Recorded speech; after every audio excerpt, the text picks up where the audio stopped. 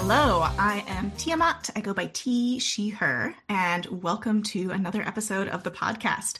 Those of you who have not played on the Hearth with me may not know who I am. This is my first time hosting the podcast, but I have been playing on the Open Hearth almost exactly a year, both as a player and running games and facilitating games. And I actually went through my spreadsheets today, and I'm coming up on my 200th session played on the Hearth, which is wild. This is a great place to be if you enjoy playing a lot. This show draws on the experience and play of the Open Hearth Gaming Community. We're an online TTRPG community that organizes online play of lots of different, primarily indie tabletop role-playing games, including story games, OSR, solo games, and more. We do require the use of layered safety tools in all of our online games, which you can learn more about in our community code of conduct, which you can find at openhearthgaming.com/code-of-conduct. And as usual, we've brought on a pair of community members here to discuss their recent gaming and drill down into one RPG they've played, read, or watched. And today I'm joined by Sina and maiya. If you'd introduce yourself with names, pronouns, how long you've been with the Hearth, and then we'll get into the game picks. I am maiya, I go by she, her pronouns, and I've been with the Open Hearth since the last big shared Hearth event back in the past year. Hi, I'm Sina. I use they, them pronouns, and I have been at the Open Hearth since early 2025, but really more active since June or so of last year. Let's dig down a little bit into what you've been playing and also what you're interested in expounding upon. And I'm just going to say, maiya, one of my favorite games, is something that you're going to bring up, but I will leave it to you to introduce it. I haven't been able to play super much on the Open Hearth until quite recently, when I've been in a few one-shot games of the Current Self, the Deep Forest, and the Cloister. One I haven't been able to play on the Open Hearth, but I'm running 3 groups of, is Under Hollow Hills, which is also the game I want to talk more about. I've also wanted to play that for a while now. Under Hollow Hills is a game by the Bakers, creators of Apocalypse Worlds. It's loosely powered by the Apocalypse game itself, roll 2d6, and then instead of having stats, each and every single move has its own value. But the thing you do in Under Hollow Hills is you're fairies or humans in a fairy tale circus traveling between fairyland and mortal human world, doing performances. So basically every session is an occasion which the MC can choose from. You go around and see what happens. When I first heard about the game, I was so excited to play it mostly. Well, I considered being the Mistress of Ceremonies also playing, but when I then actually went and bought the game and read through it, I realized, oh, I'm actually getting really excited to run this. There are several reasons for that, and I think it just suits how I like to run game in so many ways. There is so much good support for the Mistress of Ceremonies. There is all these pick lists, and you choose an event, then you can choose different options. And for each NPC you create, there's also lots of options to choose from. So phenomenal on the kind of support you get as the MC, which made me really excited to run it. Another thing I really, really love about it is how organically you can grow it from a one-shot to another session, to another, and then maybe a full tour if your players are into that. That is actually how the groups I'm currently running, how they all started. They started as one-shots, and then there are these end-of-session questions. And one of them is, shall we schedule a time to play again? Every time I've done this, the people I've been playing with have grabbed onto that. And we've then scheduled another. And then on our third session, let's plan out a full tour as well. And now I've done that for 2 of those, and hopefully the third will come soon. That's been really, really magical. This is a game that I tried to get my D&D group into with big success.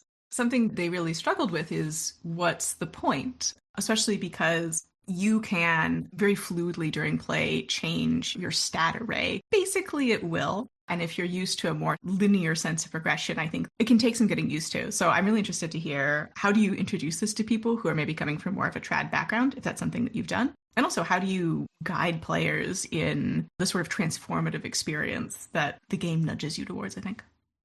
The latest group I've started it with, more or less my D&D group of friends, It's a subset of them. There are people there who definitely aren't interested at all, but I know that from past experiences.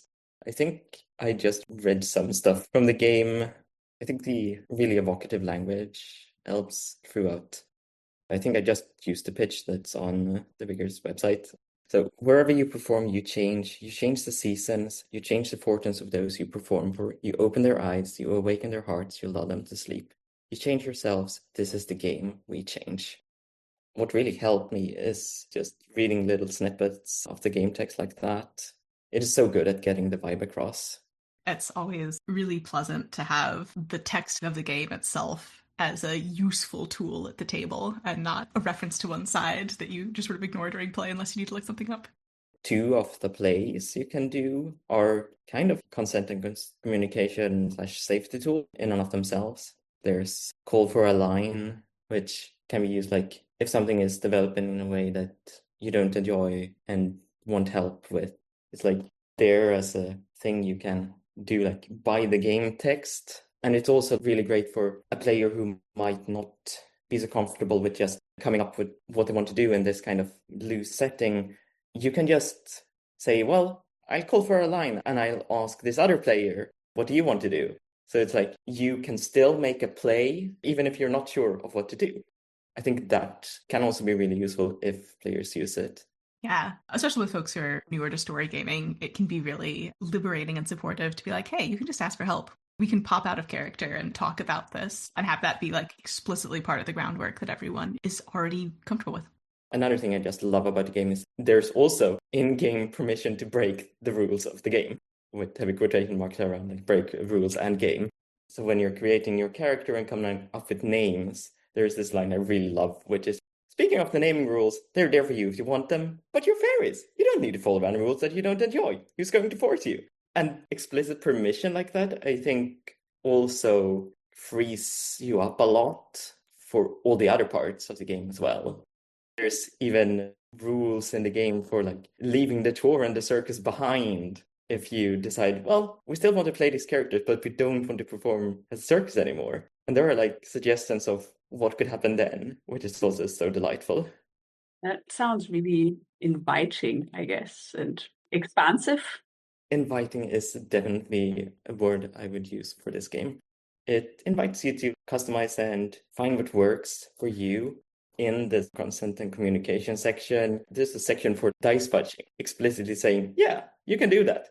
This is new to me. This is a surprise. Thanks for getting me even more interested in the game. Absolutely. Thank you, Maya. Big fan of Under Hollow Hills as well. I'd highly recommend it as a system. If any of the things that she mentioned, you were like, oh, what's that?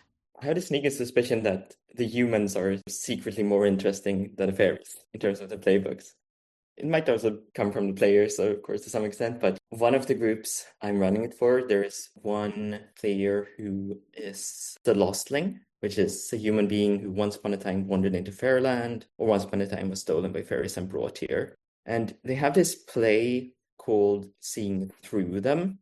Basically, on any hit, you call for a quick break in play and talk the person you're seeing through over with the MC and your fellow players. See if you can collectively figure them out in symbolic or metaphoric terms, not only who they really are, but what do they represent? What do they mean in the game? The first time it happened, it just blew my mind. And honestly, 1 or 2 times it's happened more than that. It's also blown my mind again. Because in those discussions, it's made me realize things I had not thought through with the character they were seeing through. And we just together figured it out. It was such a magical experience. Amazing. That sounds really unique. Is that for player characters or is it NPCs or both? So far, it's been used seeing through NPCs, but there is nothing stopping you from doing that on another player character, which now I want to see. Yeah, it does sound fun to have an invitation for other players to make suggestions about another PC, but this is how I see this and that. It's interesting to hear that. Sina, what's your recent gaming been like? I have been playing quite a lot with Alan, I've realized, when I wrote down all the games that I've either recently finished or that I'm currently in. I've played some Grimwild. The system was really interesting. And then I played The Cluster, which is by Alan. And that was really fun to get to see the many options that the game gives you to tell some space opera shenanigans. Currently, I'm also playing Jotun Weird, which is also a game by Alan, which is years and years in development. And The Between with Dominic, as well as The Girls of Genziana Hotel, which I had like 2 sessions of with Donna. I feel like I could mention more games, but I should probably stop. That's been my recent/current game. I know several of those are on the Open Hearth collected actual play videos, so you could go watch Sina play. When it comes to pitch of the game I want to talk about, we could do that maybe with the example of the last game I did GM on the Open Hearth, even though it was for the game facilitation camp, and that is Raccoon Sky Pirates. It is a GM-less game, but of course, if nobody else has ever read or played it, you still kind of end up steering it a bit more as a facilitator. I've been incredibly busy, so I was kind of short on time to prepare to facilitate during that camp. I ended up deciding on Raccoon Sky Pirates because A, I had already read it. It seemed reasonably easy to figure out. B, I guess a lot of the game emerges through random chaos because of what a die roll actually determines. In this game, you play a bunch of raccoons or other trash connoisseurs that are available, like possums, pigeons. I think there was a rat and a cockroach. You have somehow built an improbable floating airship of some sort that you steer around at night on heists where you try to steal valuable trash from human homes. And because you are a bunch of chaos monkeys, the way to determine an outcome is very different. Every character has, I think, 3 different types of approaches.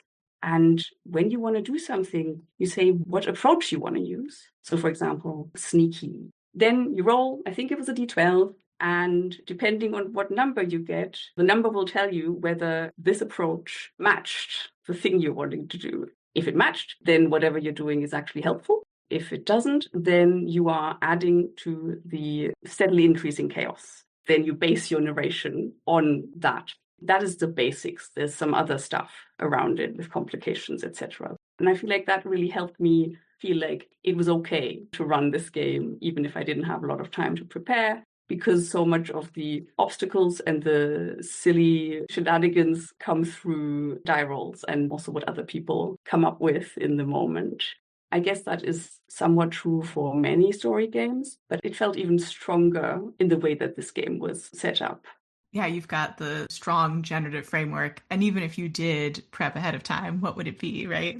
You don't necessarily know what's going to come out of the dice rolls and people's improvisation. Exactly. I could dictate, we're going to this kind of house, but that isn't fun, right? Part of the game is creating your airship and deciding where do we want to go and what route do we take. People get to pick one specific item of loot that they would really love to find, which areas they're going to explore, etc. Also, it did have a bunch of great little roll tables for what you might find in this place or that place, the kind of trash that might be a part of the airship or something like that. It gave you also quite a lot to just have a little quick look and get some inspiration. The only thing I needed to prep, there's a playingcards.io template, which already exists. I just made it a little easier to use. But I guess that's also the one thing that makes it a little harder, especially when you're nervous like me, because we played the game using a dice roller, playingcards.io, and a character keep on Google Sheets. So it was a lot of different things to jump around between. Just one of those things I find difficult to consider myself. Will this be too much overhead to manage? But also thinking of other players. Will this be too overwhelming for other players? Whether that's because they're not used to jumping around or whether it's because they have a tiny screen.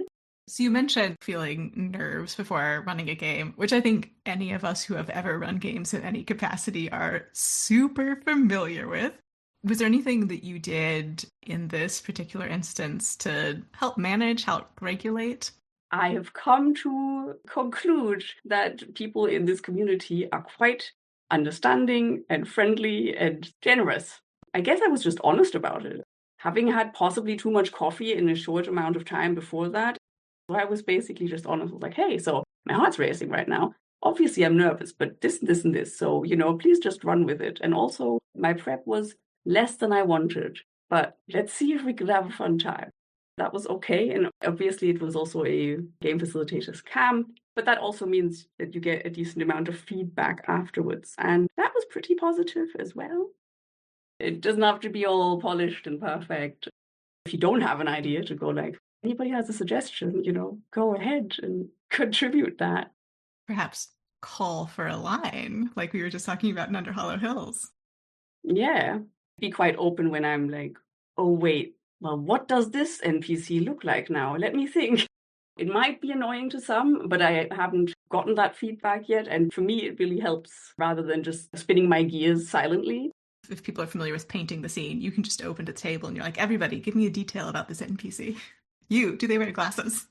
Totally. That's one of the things that really drew me to the Carved from Brindlewood games, the paint the scene questions. I thought it was so fun to, A, not have to come up with everything yourself, but also B, to kind of pull players in more into co-creating the scene and the world and not just their own characters. People just come up with the wildest stuff sometimes where you're like, yeah, I could never have done that well, even with prep and whatever, because my brain is not the same. The icing on the cake would be to then also manage to remember those and tie them back in, which I don't often manage, but sometimes. And it's quite delightful because I think players also enjoy that, having their contribution be acknowledged and then reappear. That just reminds me of the MC plays from Under Hollow Hills. The first one of them is ask someone. If you're unsure as the MC, then just ask someone else. There's another, which is go the long way around. So basically, yeah, you can ramble on a bit while you think. When I've been unsure of how an NPC would react, I've used for that NPC one of the moves from the game, Weather the Storm, which I also love that the game sort of tells you, yeah, if you want to roll dice as the MC, you can, while generally you don't. And that play has been really helpful because there's tumult going on around this character. I, as the MC, is not sure how they would react. Then you can make a roll and pick some things from that list, and maybe that solves it. I really like this larger theme of, as the game runner, you don't have to be in charge of everything. In some gaming cultures, authoritative approach to running games, that's very much the expectation. And there's other ways to approach things. Yeah, but I love that it's actually, this is a move. You're gaming. On the Hearth right now, I'm doing a series of The Emperor is Undead with Dunna, which is a Firebrands game based on The Locked Tomb, Gideon the Ninth, etc., if y'all are familiar with that. We just had our first session this week. I'm very much looking forward to it. I'm a big Locked Tomb fan. And also I like the Firebrands format. I have been running on Wednesdays a Firebrands game for the last couple months. Currently I'm running Once More Into the Void. We're about halfway through that, and that's been a lot of fun. Very, very enjoyable. I'm also in Shane's game of Fearful Symmetries, which is about being magical detectives in 1930s England. A squad of freaks and weirdos going out to try and save us all from Lovecraftian horrors as best we can. And we just finished our session 0 and very excited for the rest of that series to spiral out. And then I've been doing some one-shots, some shorter series. So I ran Exquisite Biome last week, which is a speculative biology solo journaling game that I ran for a small group. It was really, really fun. Very much enjoyed that. And then right after we record this, I'm going to start session 1 of Knights of the Demon Club, which is a belonging outside belonging game. You'll never guess what about, which I'm very excited by. And then off the Hearth, I mentioned I got my D&D game with my college friends. Always fun to hang out with them. My Tuesday story gaming group, which I think I've mentioned to you, Sina, we wrapped up our Sundered Isles campaign. It was like 1.5 years recently.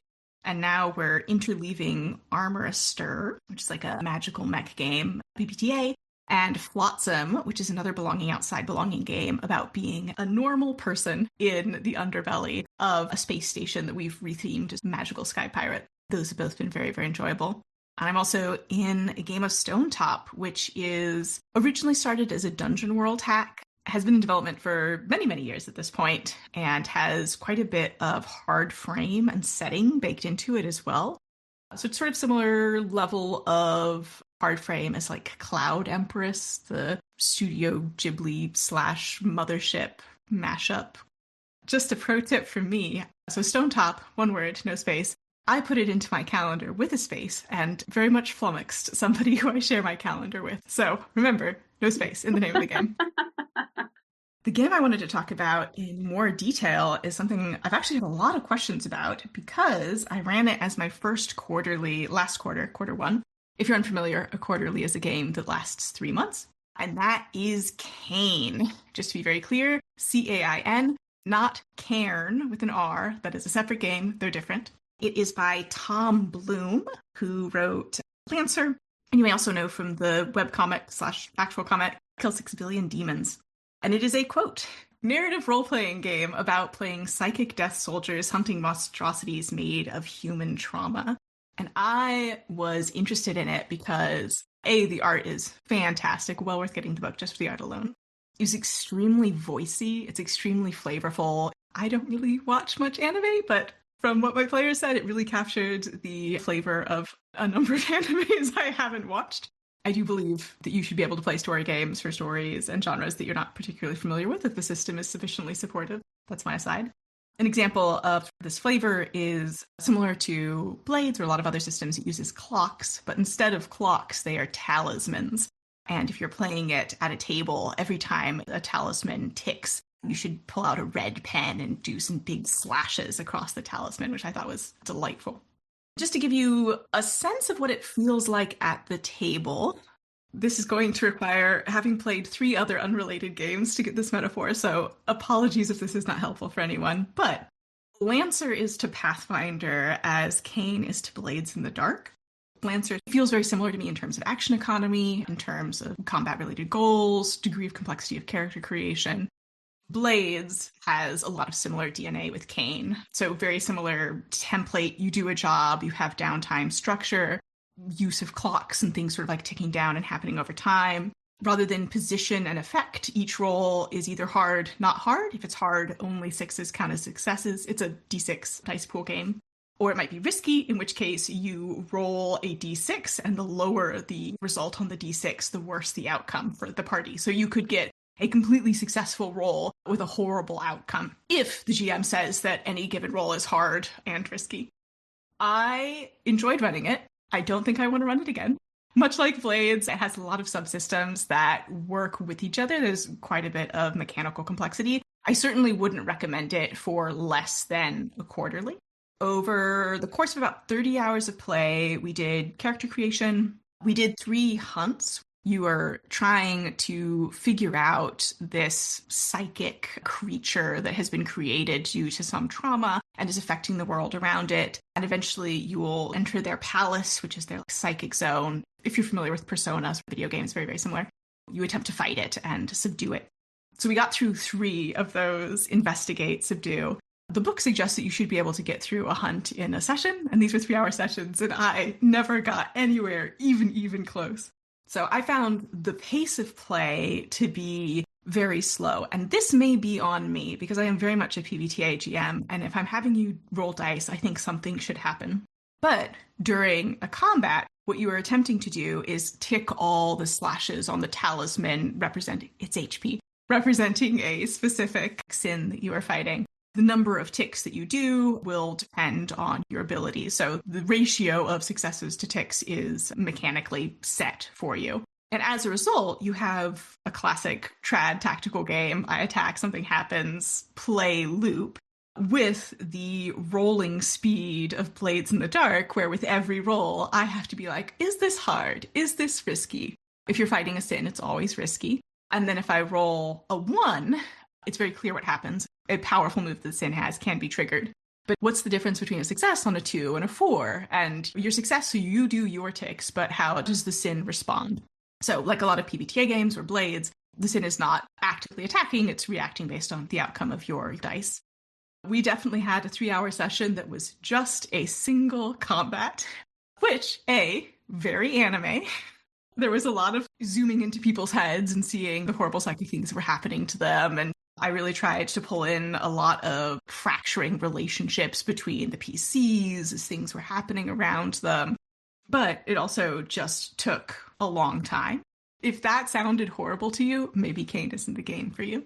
I also really enjoyed the degree of player choice about the outcome of their characters. When a player character dies, they can choose either, yes, absolutely, that's it for my character, or they can choose to go into sin overflow, which is basically they embrace this psychic seed that is in their brain or their heart and gives them their magical powers.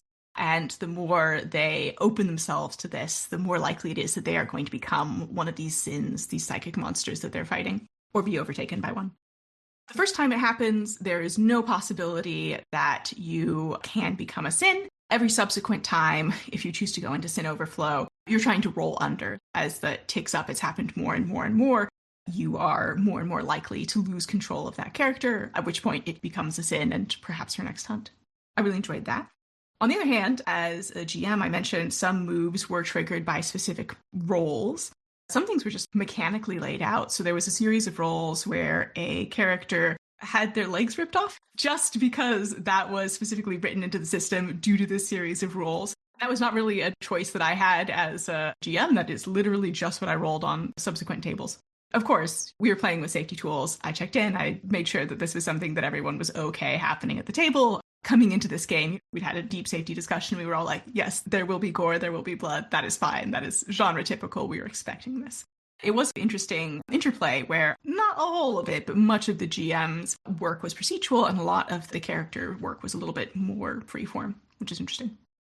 Some things maybe to know about if you're interested in playing or running it. We played on Foundry with the Cain module by Adam Kostandy, ADAMKOSTANDY, which I found to be slightly fiddly, but it did capture the flavor, and it did have the thing that I really wanted, which it has the talismans with the slashes on them, so we could all be looking at the talisman, and when it slashed, another slash appeared, which was important to me for the flavor of the game.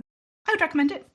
In general, a lot of subsystems, a lot of, at least for us, looking things up. I think for me, as well as the players, it was everyone's first time with the system. Similar to certainly the first Blades in the dark printing, I found the book very easy to read through, and for me to be like, yes, I know everything that's in here. And then we got to the table and I had to look things up, and I was like, I actually did not remember everything. And I found looking things up in the text to be pretty challenging, so I would recommend finding some sort of reference or play aid. There are a bunch of them on itch or various communities if you want to look them up, so I would recommend having that to hand.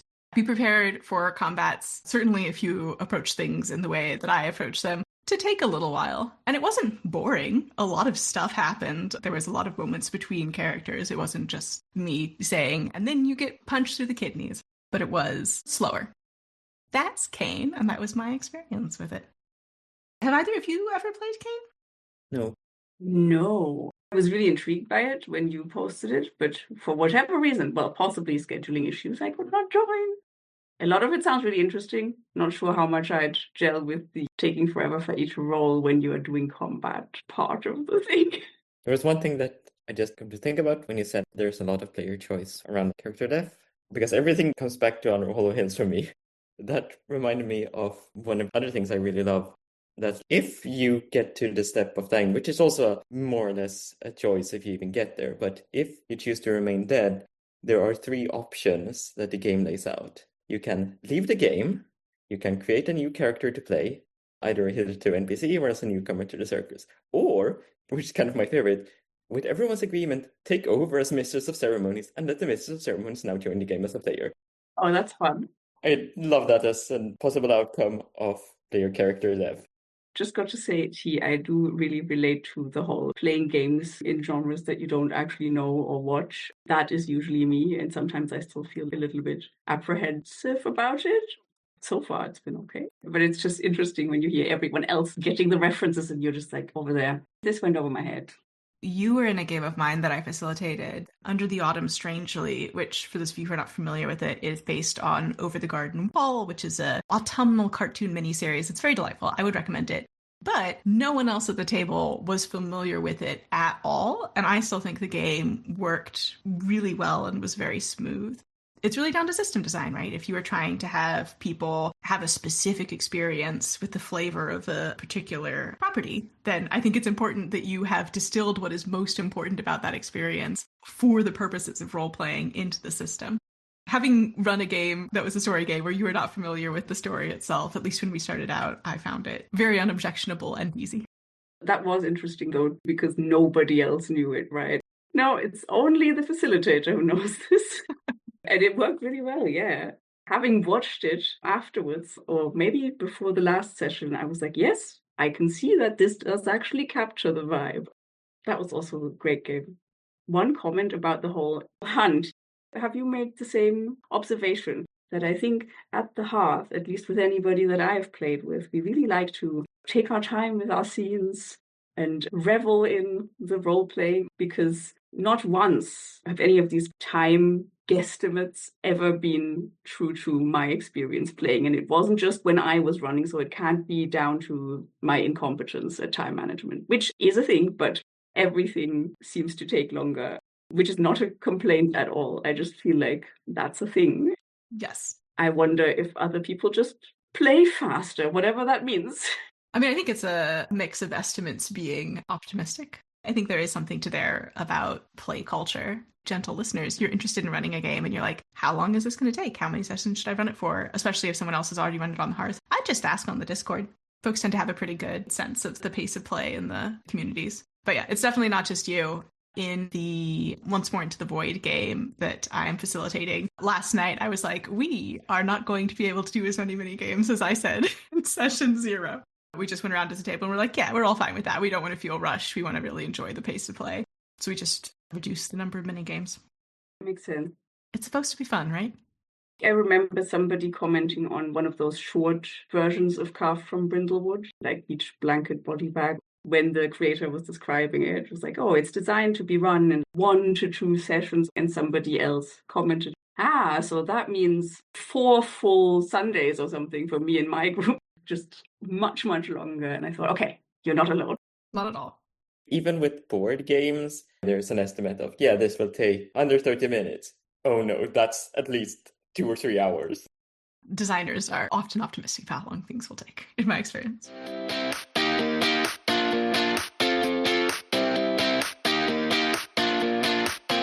I have to know, what is giving you life right now?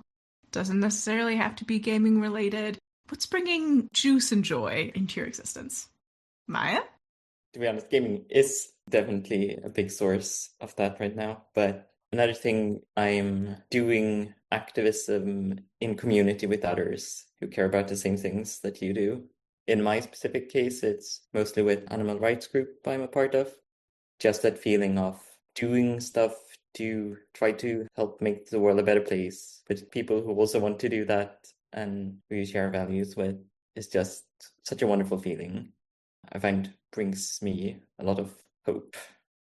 Which we all need, especially now. Much needed. Sina? So I guess 2 things. One is making silly little things just for the sake of it, because I'm an incredible perfectionist and I overthink all of the things. And so when I actually manage to make a little mini-zine with silly drawings or whatever, anything like that, and not be criticizing the thing, it's actually really fun. And I need to remind myself to do it more.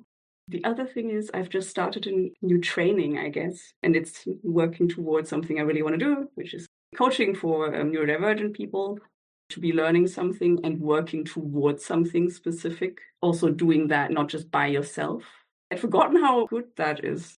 A real through line of finding community and purpose that I'm about to abruptly break off. The thing that's giving me life right now is, some of y'all may know I'm a pretty avid vegetable gardener, and I am trying some new plants this season because with climate change, we are getting a lot of pests that we weren't previously getting, including pickleworm. And some of the pests that we were getting, the load's getting heavier, and obviously heat resistance is a thing that's really challenging. So I'm seeing what's working in the situation that we've got now. I had really good success with goosefoot and callaloo, which are both amaranths.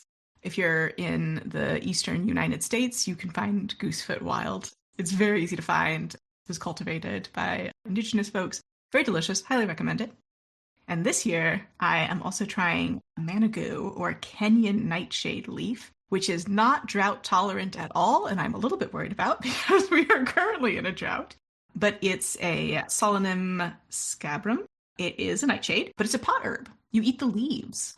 And I am hopeful that they are not going to have big pest pressure because generally the only thing we get are tomato cutworms, which eat tomatoes. They're specialists. So fingers crossed. We'll see how that goes. And then a chocha, which is also known as slipper gourd, Cyclothera pedata, which is sort of like a cucumber. When it's young, you can eat it raw. And then when it gets bigger, you can stuff it and bake it. It's from the Andes. It's used for like chili rellenos, but instead you use the gourd instead of the chilies. And it's supposed to be more pest resistant. So I'm really hopeful that I can get something that's like cucumbers that's not going to be absolutely destroyed by pickle worms. And every day I go out and I look at these little babies and I'm excited. We'll see what happens. I love running vegetable experiments, and that's what I'm doing now. I don't think that's a diversion from what we were talking about, really. Learning new things and trying new things out. Yeah, and I was about to say, I think that continues the community theme as well. You have this little plant community. There's also microorganisms in the soil and ecology broadly defined. Yeah. And on that note, that is our show. I'm going to ask you now where you all can be found, if there's any links, if people want to keep up with you. Sina, where can people do that, if anywhere? I am not really active on any social media, even if I have accounts there. So I guess people can find me on Discord, beating around the books on Discord. This is not about games, but if you are a neurodivergent person who might be queer or a person of color or whatever, I am trying to make myself start writing a newsletter because I need to write without it being all perfect and whatever. If you're interested in reading any of that, you can find a waitlist sign-up form and kick my butt a bit so that I actually start writing. It's adhdandme.kit.com. And Maiya, where can folks find you? The Discord server, I would say.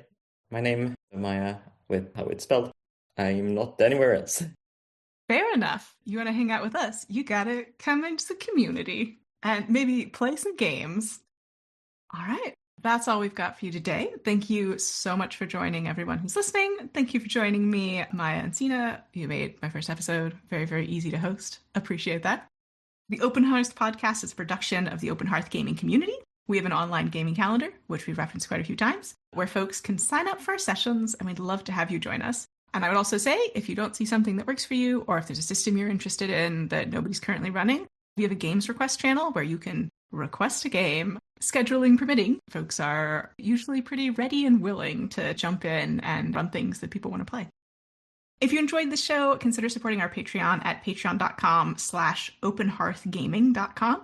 We have a Discord. We are on Blue Sky, Tumblr, and Mastodon at dice.camp. You can find out more about everything that we do at openhearthgaming.com.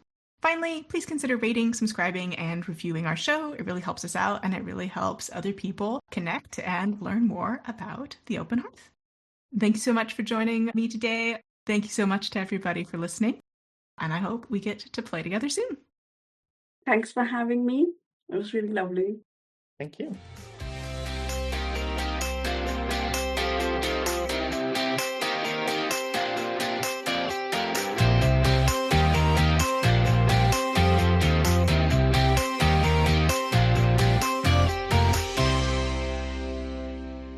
Hi, this is Lowell, Community Manager for the Open Hearth Community.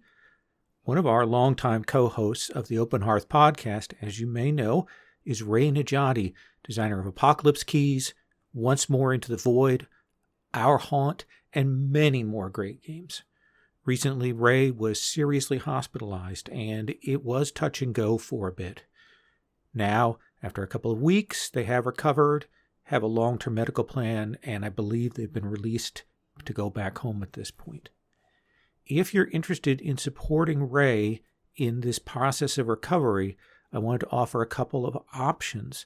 You can back or make a donation to their Patreon at patreon.com/swordqueengames, all one word there, or via his partner's Ko-Fi at ko-fi.com/Matthew Arcila. That's MATTHEWARCILLA. I'll also have links to both of those in the show notes as well. Ray is a good friend and has been a great support to the community over the years with advice, insight, and just the pleasure of playing with them. So I wanted to get that out there for everyone. Thank you so much for your time and attention.